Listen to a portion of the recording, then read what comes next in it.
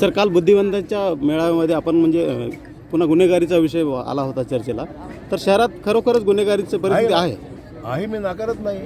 हे पाबंद केलं पाहिजे, नियंत्रणात आणलं पाहिजे, कारवाई केली पाहिजे, ही आमची अपेक्षा आहे. म्हणजे ह्यासाठी कोणी जबाबदार नांदेडमधले जे काही अधिकारी आहे, प्रशासन आहे, त्यांनी त्याच्यावर कडक कारवाई करून त्याचा बिमोड केला पाहिजे. मुख्यमंत्र्यांची सुद्धा तीच भूमिका आहे. सर, नांदेड झाला, प्राणघातक त्यांच्यावर हमला झाला, त्याच्यातून ते बार बसवलेले आहेत, वाचलेले आहेत.